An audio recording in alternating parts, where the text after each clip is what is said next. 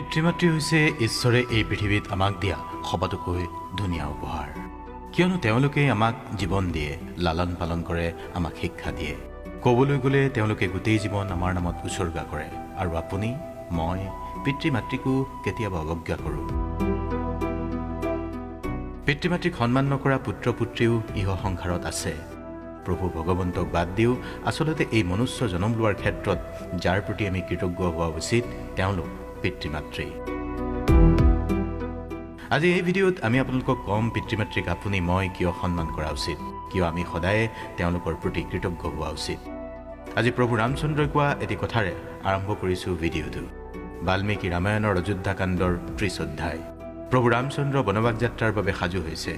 আই সীতা দেৱীও প্ৰভু ৰামচন্দ্ৰৰ সৈতে যাবলৈ সাজু হৈছে।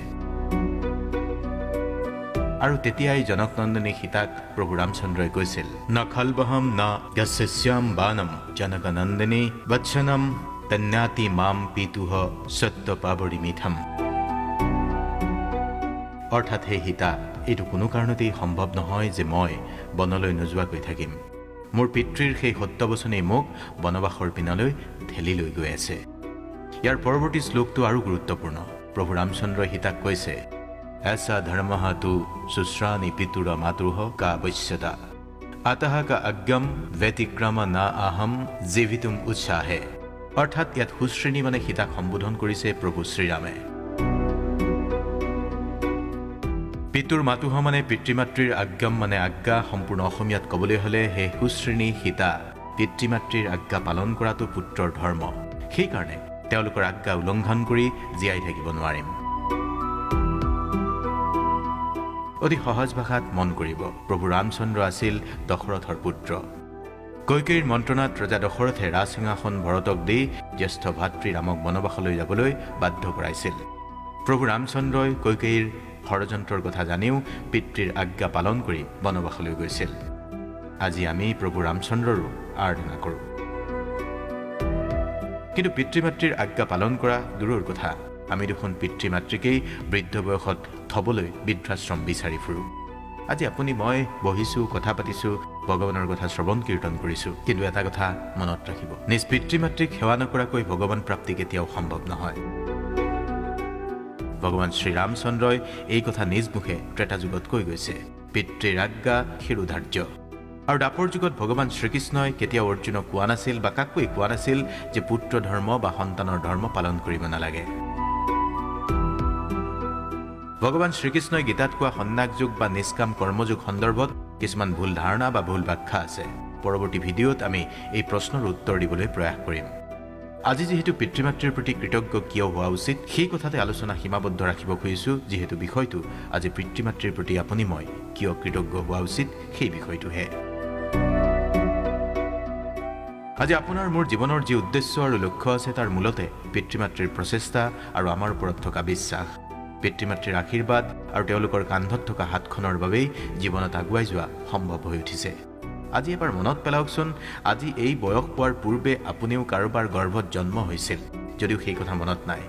9 মাহ মাতৃগৰ্ভত ধাৰণ কৰি এগৰাকী মাতৃয়ে আপোনাক জন্ম দিছে। জন্মৰ 3 বছৰ পৰ্যন্ত বুকুৰ গাখীৰ খুৱাইছে, যাৰ জহ বুলি কথা নাই, শোৱাপাতিত আপোনাক বুকুতে সাৱটি লৈ কিমান যে উজাগৰি নিশা পাৰ কৰিছে। আপোনাৰ এটা ধৰফৰণি, অলপমান কান্দোনত আপোনাৰ জন্মদাত্ৰী মাতৃ অথবা পিতৃয়ে কিমান যে যন্ত্ৰণা সহিছে।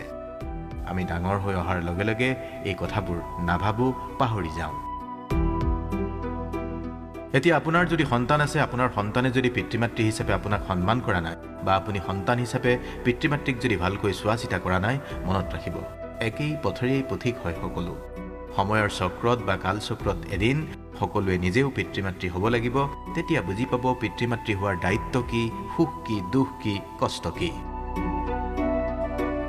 পিতৃ-মাতৃয়ে সন্তানৰ বাবে যিমান কৰে তাক কৈ শেষ কৰিব নোৱাৰি। সেয়ে এজন সন্তান সদায় পিতৃ-মাতৃৰ ওচৰত কৃতজ্ঞ হোৱা উচিত। বেছিভাগ অভিভাৱকেই তেওঁলোকৰ সন্তানক ডাঙৰ হৈ সুখী হোৱাটো বিচাৰে, সফল হোৱাটো বিচাৰে। ধন্যবাদ জনোৱাৰ আকাংক্ষাৰ বাবে বা কৃতজ্ঞতা বিচাৰি কোনো পিতৃ-মাতৃয়ে কাম নকৰে। কিন্তু কৃতজ্ঞতাৰ অভিব্যক্তিয়ে কেৱল আপোনাৰ পৰিয়ালৰ সৈতে আপোনাৰ সম্পৰ্ক শক্তিশালী নকৰে, লগতে আপোনাৰ নিজৰ জীৱনত আশাবাদ বৃদ্ধি কৰিব পাৰে। আপোনাৰ পিতৃ-মাতৃ আপোনাক ভাল পায়, আপোনাৰ ভালৰ বাবেই যথেষ্ট ত্যাগ কৰিছে। তেওঁলোকৰ নিষ্ঠা আৰু কঠোৰ পৰিশ্ৰমৰ বাবে আমি পিতৃ মাতৃৰ কথা শুনিবলৈ, তেওঁলোকক সন্মান কৰিবলৈ, শৃংখলাবদ্ধ হ'বলৈ বাধ্য বা চেষ্টা কৰিবই লাগিব। আপুনি যদি ভগৱান বিশ্বাসী, তেনেহ'লে ভগৱান শ্ৰীবিষ্ণুৰ আন এক উদাহৰণ দাঙি ধৰিব বিচাৰিছোঁ। নাৰদ পুৰাণত উল্লেখ থকা মতে ভগৱান শ্ৰীবিষ্ণুৱে মাৰ্কেন্দ্ৰেয় ঋষিক কৈছিল, যিসকল সন্তানে নিজৰ পিতৃক ব্ৰহ্মাণ্ডৰ পিতৃ আৰু নিজ মাতৃক মাতা গংগা বুলি সেৱা কৰে, তেওঁলোকেই মোৰ পৰম ভক্ত।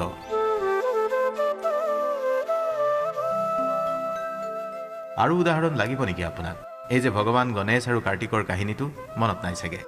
আই পাৰ্বতীয়ে দুয়োজনক সমগ্ৰ বিশ্ব ব্ৰহ্মাণ্ড ঘূৰি আহিবলৈ কৈছিল। যিয়ে বিশ্ব প্ৰদক্ষিণ কৰি আটাইতকৈ আগত আহি পাব, তেওঁকেই এটা মিঠা ফল দিম বুলি কৈছিল। তাৰ পিছত কাৰ্তিকে যে বাহন ময়ূৰত উঠি অতি সোনকালেই ঘূৰি আহি মাতৃৰ পৰা পুৰস্কাৰ পাম বুলি উল্লাসিত হৈছিল। আৰু গণেশৰ বাহন আপুনি জানেই, নিগনি। ভগৱান গণেশে কি কৰিছিল তেতিয়া? পিতৃ মাতৃক বহুৱাই এবাৰ প্ৰদক্ষিণ কৰিয়ে বিশ্ব ঘূৰি অহাৰ দৰে বেছি কাম কৰিছিল। কাহিনীটো চমুৱাই থলোঁ, অৰ্থাৎ বিশ্ব ব্ৰহ্মাণ্ড সন্তানৰ বাবে পিতৃ মাতৃয়ে। সেই কথা ভগৱান গণেশ আৰু কাৰ্তিকৰ কাহিনীটোৰ পৰাও আপুনি মই বুজি থ'ব পাৰোঁ। এটা কথা আৰু কওঁ আপোনাক, জীৱনে বহু সময়ত আপোনাৰ লগত অন্যায় কৰে বা কৰিব পাৰে। জীৱনটোত আপুনি বিচৰা একোৱেই নাপাব পাৰে। জীৱনত আপোনাৰ সমস্যাই সমস্যা। ভবামতে জীৱনটোত একোৱেই নহ'ল আপোনাৰ, কিন্তু তাৰ বাবে আপুনি কাকো দুখ দিব নোৱাৰি সেইখন কেতিয়াবা পিতৃ মাতৃৰ ওপৰতো উলিয়াইছে। পিছে এয়া উচিত জানো? আপুনি যদি কিবা কৰিব নোৱাৰিলে তাৰ কাৰণে দায়ী আপুনিয়ে। আপুনি যদি ব্যৰ্থ তাৰ কাৰণো আপুনি যদি সফল তাৰ কাৰণো আপুনি। কিন্তু পিতৃ মাতৃৰ অৰিহণা বহু বেছি। পিতৃ মাতৃয়ে জীৱনত আপোনাক একো সুবিধা কৰি দিব নোৱাৰিলে বুলি তালফাল লগাই বুঢ়া বয়সত তেওঁলোকক মনোকষ্ট নিদিব। গতিকে এনে কৰাৰ আগত তেওঁলোকে আপোনাৰ বাবে কিমান কষ্ট কৰি থৈছে এবাৰ ভাবিব। আপুনি প্ৰায়ে ভাবে আপোনাৰ পিতৃ মাতৃ আউটডেটেড হৈ গ'ল, বুঢ়া বুঢ়ী বুলিও কয় চাগে কেতিয়াবা। আপুনি দিনটো পিটিকি থকাৰ দৰে মোবাইল তেওঁলোকে চাব নাজানিব পাৰে। বিহু বুলি জ্যেষ্ঠজনক সেৱা এটা কৰিবলৈ আপোনাক ক'ব পাৰে। কিন্তু সঁচা কথাটো কি জানে? আপোনাৰ বিষয়ে বহু বেছি, আটাইতকৈ বেছি ভালকৈ তেওঁলোকেই জানে। কাৰণ আপোনাক সেই পানী কেঁচুৱাৰ পৰা আজিৰ এই বয়স পোৱালৈকে আপোনাৰ সকলোখিনি দেখিছে। আপুনি উলংগ হৈ গা ধোৱা দিনৰ পৰাই আজি চুট টাই পিন্ধা দিনটোলৈকে আপোনাৰ সকলো কাহিনী, আপোনাৰ বিষয়ে সকলো কথা তেওঁলোকৰ নখ দৰ্পণত। আপুনি ফাঁকি দিলে বুলিয়ে আপোনাৰ কোনো কথাই গম নাপায় তেওঁলোক আউটডেটেড, বুৰ্বক, ভুল ধাৰণা লৈ নাথাকিব বন্ধু। আপোনাৰ প্ৰেয়সী, বন্ধু বান্ধৱ সকলোতকৈ বেছি ভালকৈ চিনে আপোনাক আপোনাৰ পিতৃ মাতৃয়ে। আৰু এটা সঁচা কথা কি জানে? আপুনি যদি ভগৱান শ্ৰীকৃষ্ণত অত্যন্ত বিশ্বাসী, তেনেহ'লে ভাগৱত পুৰাণৰ কাহিনীটো এবাৰ ভাবক। দৈৱকীয়ে জন্ম দিলেও নন্দ যশোদাৰ ঘৰত ডাঙৰ দীঘল হোৱা শিশু কৃষ্ণই মাতৃপ্ৰেমৰ কি নিদৰ্শন দাঙি ধৰিছিল? এই পৃথিৱী থকালৈকে মাতৃৰ সন্তান প্ৰেম যে চৰ্তবিহীন, সেই কথাৰ উদাহৰণ হৈ থাকিব আই যশোদাৰ শিশু কৃষ্ণৰ প্ৰতি থকা প্ৰীতি, ভালপোৱা। আপোনাৰ পিতৃ মাতৃয়ে আপোনাতকৈ বহুত দীঘলীয়া জীৱন যাপন কৰিছে আৰু অভিজ্ঞতাৰ পৰা সদায় আপোনাক ভালটো শিকাব চেষ্টা কৰে। আপোনাৰ মাতৃয়ে হয়তো আপোনাক আপোনাতকৈও বেছি ভালকৈ বুজি পায়। যদি এই কথা আপুনি হয়তো মানি ল'বলৈ টান পাইছে, এবাৰ ভাবি চাব। ঠিক এনেধৰণেই একেই কথা আপোনাৰ পিতৃৰ ক্ষেত্ৰতো প্ৰযোজ্য। তেওঁলোক আপোনাতকৈ বেছি অভিজ্ঞ আৰু আপোনাৰ বাবে সৰ্বশ্ৰেষ্ঠ কি সেয়া তেওঁলোকে জানে আৰু সেয়া আপোনালোকক ক'ব খোজে। কিন্তু আপুনি আপোনাৰ পিতৃ মাতৃৰ কোৱা কথাবোৰ শুনিবই নোখোজে বা শুনিবই ইচ্ছা নকৰে। তেওঁলোকে আপোনাক যি কৰিবলৈ কৈছে তাক সন্মান সহকাৰে শুনক। অন্ততঃ সেই কামটো কৰিব নোৱাৰিলেও পিতৃ মাতৃৰ কথাষাৰ যদি আপুনি সন্মান সহকাৰে শুনে, সেয়াও এক প্ৰকাৰ কৃতজ্ঞতাই। আপোনাৰ পৰা কেতিয়াবা এনে কিছুমান কথা বিচাৰিব যিবোৰৰ মূল্য আপুনি সেই সময়ত বুজি নাপালেও আপোনাৰ হিতৰ বাবে যে আছিল সেই কথা সময়ত এদিন বুজি পাব। অভিভাৱকসকলে আপোনাৰ জীৱনত আটাইতকৈ ডাঙৰ ভূমিকা, গুৰুত্বপূৰ্ণ ভূমিকা পালন কৰে। তেওঁলোকে আপোনাক মানসিক, শাৰীৰিকভাৱে সহায় কৰাৰ লগতে পৰিস্থিতি যেনেকুৱাই হওক সকলো সময়ত আপোনাৰ পক্ষত থাকে। আপোনাৰ পিতৃ মাতৃ আপোনাৰ বাবে কৰা সকলোবোৰৰ বাবে আপুনি তেওঁক সন্মান কৰা উচিত, কৃতজ্ঞ হোৱা উচিত। আচলতে আপুনি সদায় আপোনাৰ পিতৃ মাতৃ আৰু জ্যেষ্ঠসকলক সন্মান কৰা উচিত। এই বাক্যটোত কিয়ৰ বাবে কোনো স্থান নাই, কাৰণ তেওঁলোক ইয়াৰ যোগ্য। আপোনাৰ পিতৃ মাতৃ আপোনাৰ সুখ আৰু আপোনাৰ প্ৰয়োজনীয়তাক তেওঁলোকৰ নিজৰ ওপৰত ৰাখে। আপুনি তেওঁলোকক সন্মান কৰা উচিত, কিয়নো তেওঁলোকে আপোনালোকক কেনেকৈ খোজ কাঢ়িব লাগে শিকাইছিল আৰু আপুনি তেওঁলোকৰ আঙুলিত ধৰি জীৱনৰ প্ৰথমটো খোজ দিছিল। তেওঁলোকে আপোনাৰ বাবে কৰা অগণন কাম আছে।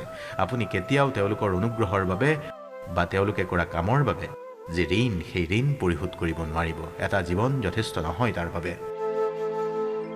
যদি আপুনি আপোনাৰ পিতৃ মাতৃক সন্মান কৰে, আপোনাৰ সন্তানে আপোনাক সন্মান কৰিব। আপোনাৰ পিতৃ মাতৃক সন্মান কৰাৰ হাজাৰ হাজাৰ কাৰণ আছে, কিন্তু কেইটামান অতি গুৰুত্বপূৰ্ণ কথা আমি উল্লেখ কৰিছোঁ।